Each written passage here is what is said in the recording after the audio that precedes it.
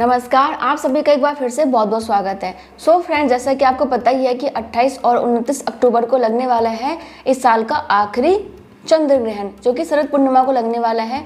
और जब चंद्र ग्रहण भारत में दिखाई देगा तो उसका सूतक काल भी मान्य होगा। तो बहुत सा महिलाओं का बस कमेंट आ रहा था कि मैम सूतक काल में हमें क्या करना है, क्या नहीं करना है, और बहुत सा सवाल पूछे गए हैं। तो मैं आपको एक एक करके सवाल बताऊंगी, उसका जवाब भी देती रहूंगी कि आपको करना है कि नहीं करना है, ताकि आपका दिमाग पूरी तरीके से क्लियर हो जाए कि हाँ, मुझे सूतक काल में क्या करना चाहिए और क्या नहीं करना चाहिए।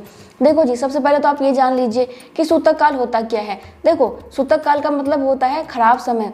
खराब समय मतलब ये है कि इस समय कोई भी अच्छा काम नहीं करना चाहिए, शुभ कार्य नहीं करना चाहिए। जैसे कि कोई भी नया सामान नहीं खरीदना चाहिए और आपको कोई भी शुभ कार्य नहीं करना चाहिए। शुभ कार्य क्या होता है, जैसे कि मान लो कि हमें घर में पूजा पाठ करनी है या फिर हवन करना है, या फिर हम कोई भी अच्छा काम अगर करना चाहते हैं, शुभ कार्य करना चाहते हैं, मंदिर जाना चाहते हैं, तो इस समय हमें नहीं करना चाहिए।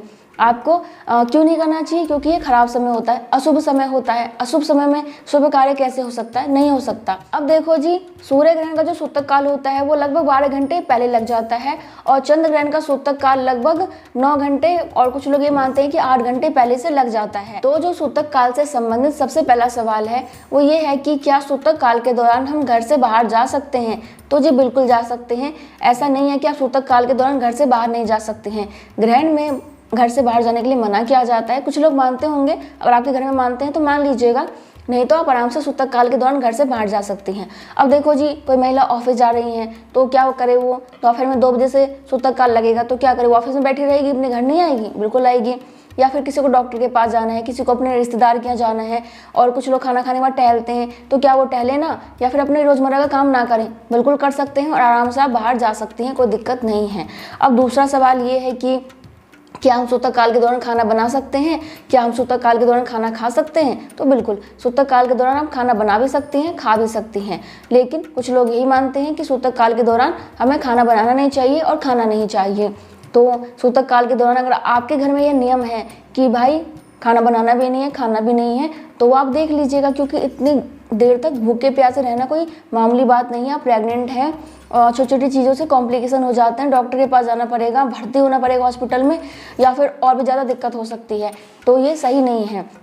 अगर आपके घर में नियम भी है ना कि सूतक काल में खाना बनाना नहीं है, खाना नहीं है, तो ये करो कि दोपहर में सूतक काल लगने से पहले ही खाना बना लो और उसमें तुलसी के पत्ते रख दो। तुलसी का पत्ता रखने से ये होगा कि आपका खाना दूषित नहीं होगा, खराब नहीं होगा, और आप आराम से सूतक काल के दौरान और ग्रहण के दौरान भी खाना को खा सकती हैं। इसके अलावा आप पीने के पानी में भी तुलसी का पत्ता रख दीजिए, ताकि आप आराम से पानी भी पी सकें, क्योंकि बहुत सा महिलाओं को दवाई भी लेनी होती है, तो इतना देर भूखे और प्यासे रहना संभव नहीं है। तो ये गलती मत करना। ग्रहण थोड़ी बहुत देर का होता है, उस समय आप फिर भी बर्दाश्त कर लेंगे, लेकिन सूतक काफी लंबा होता है, तो ऐसी गलती मत कीजिएगा। वैसे हमारे शास्त्रों में यह वर्णित है कि गर्भवती महिला, बूढ़े, बच्चे और बीमार आराम से ग्रहण के दौरान और सूतक काल के दौरान भी खा पी सकते हैं। तो बिल्कुल चिंता मत कीजिए, बेफिक्र होकर आराम से खाइए, कोई डरने वाली बात नहीं है। इसके बाद एक सवाल ये है कि क्या हमें सूतक काल के दौरान पूजा पाठ करना चाहिए? तो बिल्कुल नहीं। आपको सूतक काल के दौरान पूजा पाठ नहीं करना है, मंदिर के कपाट बंद कर देने हैं, और भगवान जी की मूर्ति को भी स्पर्श नहीं करना होता, क्योंकि सूतक काल के दौरान और ग्रहण के दौरान क्या होता है कि भगवान विश्राम वाली अवस्था में चले जाते हैं, और हमें उनको बिल्कुल भी परेशान नहीं करना, डिस्टर्ब नहीं करना चाहिए। तो इसीलिए पूजा पाठ नहीं करना होता है, और आपको भगवान जी की मूर्ति को भी स्पर्श नहीं करना होता है। इस चीज़ का ध्यान रखिएगा। बाकी आप मंत्रों का जाप कर सकते हैं, इसमें कोई दिक्कत नहीं होगी, और ये कर सकते हैं, ठीक है। इसके बाद एक सवाल ये है कि क्या हम सूतक काल के दौरान सो सकते हैं? अब देखो जी, ग्रहण आपका लगेगा रात में 1:25 से। बहुत सारे लोग 9-10 बजे सो जाते हैं, तो क्या वो सोएंगे नहीं? बिल्कुल सोएंगे। आप सूतक काल के दौरान आराम से सो सकती हैं। कहीं भी ऐसा कोई नियम नहीं है कि सूतक काल में सोना नहीं चाहिए।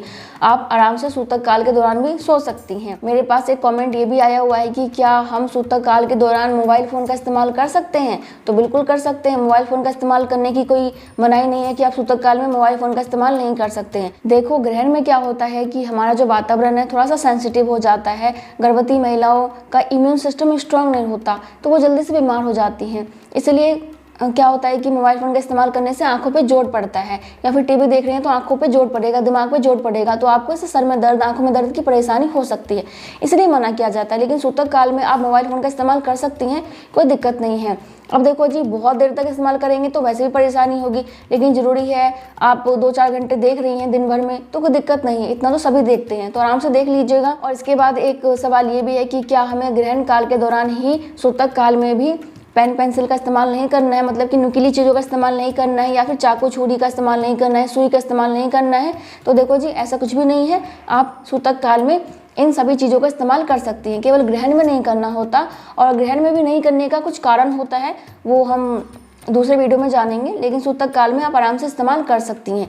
अगर आपके घर में नियम है कि नहीं करना है तो फिर मत कीजिए, लेकिन आप मुझसे पूछेंगे तो ऐसा कोई नियम नहीं है कि आप सूतक काल में पेन पेंसिल का, सुई का या फिर चाकू छुरी का इस्तेमाल नहीं कर सकती हैं। बिल्कुल कर सकती हैं, किचन में भी जा सकती हैं, खाना भी बना सकती हैं।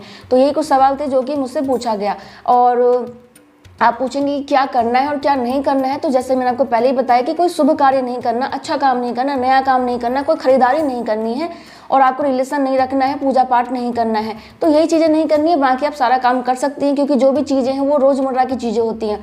खाना खाना, खाना बनाना, ये रोज़मर्रा की चीज़ें हैं, और इतने लंबे समय तक इंतज़ार करना ठीक नहीं होगा। तो आप आराम से सो जाइए, आराम से खाना खा लीजिए, आराम से घर से बाहर जाइए, कोई टेंशन नहीं है। और आप कुछ भी पूछना चाहते हैं तो कमेंट कर सकते हैं। मिलती हूँ नेक्स्ट वीडियो में, तब तक के लिए bye bye, thank you so much, नमस्ते।